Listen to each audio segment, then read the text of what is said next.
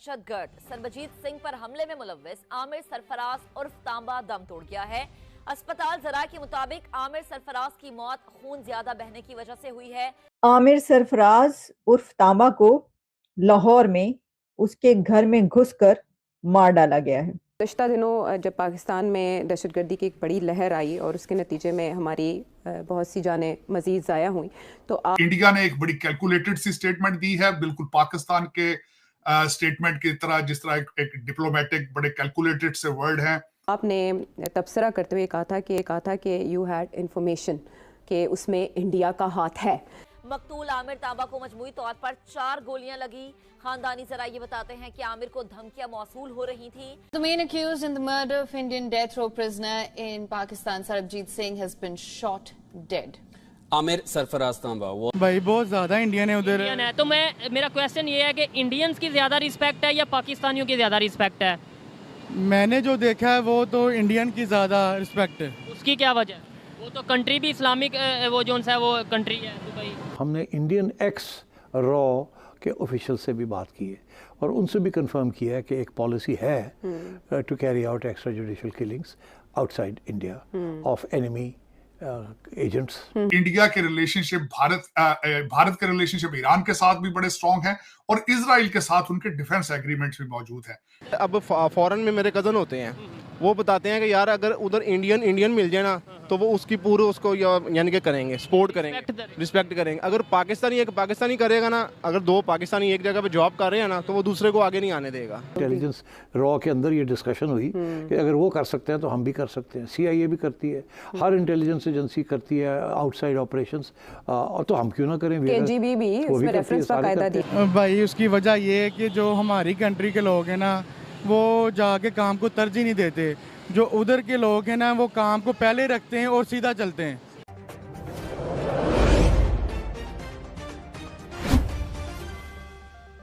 जाने का इत्तेफाक हुआ कि दुबई या किसी भी कंट्री में? नहीं, अभी फिलहाल नहीं इत्तेफाक नहीं हुआ। अच्छा, क्वेश्चन ये है कि पाकिस्तान के पासपोर्ट की या पाकिस्तानियों की या पाकिस्तान के मिनिस्टर्स की बाहर के मुल्कों में रिस्पेक्ट क्यों नहीं की जाती? क्या वजह? असल वजह तो ये है कि यार पाकिस्तान जो है ना एक ब्लैक लिस्ट मुल्क कहलाया जाता है। उसकी रीज़न ये है अगर कोई फ़ौरन इधर आ जाए या कोई भी इधर आ जाए तो हम लोग कहते हैं इसको लूट लें, बस इसको लूट लें। या फिर हम बाहर चले जाएं तो फिर भी हम कहते हैं उनको लूट लें। इस वजह से पाकिस्तानियों ने अपना मेयार खुद ही गिराया हुआ है। जाहिर बात है, मेयार खुद बंदा अपनी इज्जत भी इज्जत बंदे ने अपनी खुद गिराई हुई है, जिसकी वजह से बाहर पाकिस्तान को वो समझाते नहीं यार, इधर पाकिस्तानी आ जाए उसको बोलते हैं नो, पाकिस्तानी आ जाए नो। और शक की नज़र से देखा जाता है, चेकिंग भी ज़्यादा की जाती है। ये रियलिटी है। अगर कोई कहता है कि ये झूठ है तो वो मुझे बता सकता है कि ऐसा नहीं है। ये अच्छा देखें, बिल्कुल सच है। आप देखें ना, पीछे भी आपने खबर देखी होगी, ये जो प्लास्टिक की ट्रेज होती हैं उसके अंदर हीरोइन भर के लेके जा रहे हैं, बेल्टों में छुपा के लेके जा रहे हैं। यार फिर ऐसे क्या इज्जत होगी पाकिस्तान? बेल्टों में क्या, पेट के अंदर ऑपरेशन के थ्रू? वही मैं कह रहा हूँ ना कि इस वजह से हमने अपना मेयार है ना जो खुद ही गिराया हुआ है। इंडियंस की बात करें, इंडिया की रिस्पेक्ट या इंडिया के पासपोर्ट की रिस्पेक्ट की जाती है एज कम्पेयर टू पाकिस्तान। उसकी क्या वजह?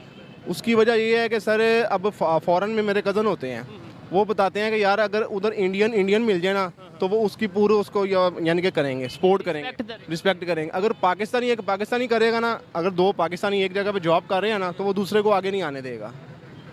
मेन रीज़न ये है। वो लेग पुलिंग करेंगे। इंडियन अपने इंडियन को सपोर्ट करेगा फॉरेन में, पाकिस्तानी नहीं करेगा। और ये चीज़ मैं भी कह सकता हूँ, इसका एक्सपीरियंस मुझे भी है, क्योंकि जिस फील्ड से मैं बिलोंग करता हूँ कि अगर कोई इंडियन काम करता है और दूसरे नंबर पे अगर कोई अच्छा काम करता है उसे सपोर्ट करते हैं इंडियन। वो ये भी नहीं देखते ये पाकिस्तानी है या कहाँ। ऐसा ही है। लेकिन अगर पाकिस्तानी अगर अच्छा काम कर रहा है ना, दूसरा कहेगा नहीं यार आगे क्यों नहीं करूँ, मैं आगे नहीं, क्योंकि ये गार्डियन के अंदर छप चुका है और इतनी डिटेल्ड स्टोरी है, डिफरेंट इंसिडेंट्स हैं। और मैं आपको बताऊं, ये चेक एंड क्रॉस चेक हुआ है साहब कि इसमें जान है इन एलिगेशंस के अंदर, इसलिए। और यहाँ उन्होंने आखिर में बड़ी इंपॉर्टेंट 2 बहुत अहम लोगों के नाम लिए हैं इस स्टोरी के अंदर। एक है Walter Ludwig, political scientist at King's College London. King's College London के अंदर बाय द वे टेररिज्म के ऊपर पूरा कोर्स है। और वो ये कहता है कि ये मोदी की फॉरेन पॉलिसी का हिस्सा है। और फिर डैनियल मार्की, जिसके बारे में पाकिस्तानी जानते हैं, is a senior advisor at the United States Institute of Peace in Washington DC, वो भी यही कह रहा है कि ये है, इसमें पूरी पॉलिसी है इसमें। और फिर वो सीनियर फॉर्मर रॉ ऑफिशियल को भी कोट कर रहे हैं कि ये ये है एजेंसी रॉ को ये कहा गया कि ये आप करें और वो खुद एडमिट कर रहा है। तो इसलिए मैं ये समझता हूँ कि मैंने क्या जवाब देना था अपने इंडियन दोस्तों को, जवाब अब उनको मिल गया है फ्रॉम क्रेडिबल सोर्सेज। और इसमें लिखा है कि रॉ का ये विंग जो है वो डायरेक्टली प्राइम मिनिस्टर ऑफिस से कंट्रोल होता है। एब्सोल्युटली। वो तो खैर देखिए वो सिर्फ पाकिस्तान ही है जहाँ हमारा टॉप एजेंसी जो है वो प्राइम मिनिस्टर इंडिपेंडेंट है। वो इंडिपेंडेंट। अच्छा, ये तो अच्छी बात है ना। मगर वहाँ जो है प्राइम मिनिस्टर ऑफिस ही कंट्रोल करता है। हाँ हाँ, तो अब देखना ये है कि अब इसके बाद इंडियन गवर्नमेंट का क्या मौक़िफ़ आता है। नहीं, वो तो डिनाई कर दिया उन्होंने। हाँ नहीं, ऑफिशियल्स ने किया। इंडियन गवर्नमेंट अगर नरेंद्र मोदी जी एक बार फिर इलेक्शंस में जा रहे हैं तो वो इस पर क्या कहते हैं? तो उसके लिए कुछ नहीं कहेंगे, वो आगे पॉलिसी क्या होगी। हाँ। क्या ये कंटिन्यू करेगी पॉलिसी या अभी थोड़ा सा हॉल्ट हो जाएगा? अच्छा। मेरा ये असेसमेंट है हॉल्ट हो जाएगा। इट्स टू हॉट, प्रेशर आएगा। अभी हॉट है ये, हॉट केक है ये। इस वक्त इसको हाथ जो लगाएगा वो हाथ जल जाएगा। कनाडा, यूएसए, यूके और अब गार्डियन के अंदर काउंटर प्रेशर आ गया, पुश बैक आ गया है टू द इंडियन, इसलिए वो अब रिट्रीट करेंगे। This is about Indians and Pakistanis and Indians who are opposed to the Indian state. Okay. बाकी स्टेट्स के जो स्पाइज है उनके साथ ऐसे नहीं होता।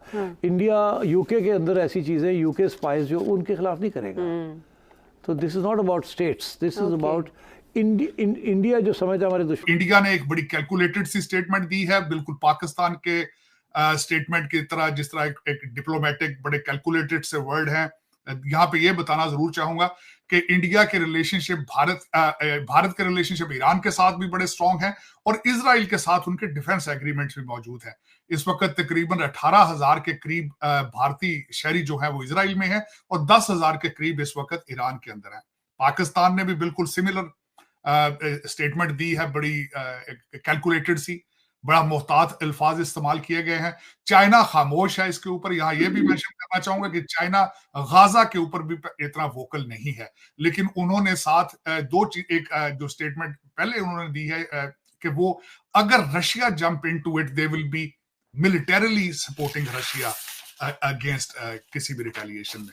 अब उसमें चीमा साहब इस वक्त अगर देखा जाए तो वॉशिंगटन डीसी में जो बातें हो रही हैं उसमें भी ये भी मेंशन किया जा रहा है कि दमिश्क के अंदर जो इजरायली एम्बेसी के ऊपर अटैक किया गया था वो अमेरिका को इन्फॉर्म नहीं किया गया, इजराइल ने इन्फॉर्म नहीं किया था। उन्होंने इस पे अपना प्रोटेस्ट भी रिकॉर्ड कराया है। लेकिन जिस तरह मैंने आपको बताया कि स्टेट डिपार्टमेंट हमेशा अमेरिका का स्टेट डिपार्टमेंट एक स्टेप आगे जाता है फिर 2 स्टेप पीछे आता है।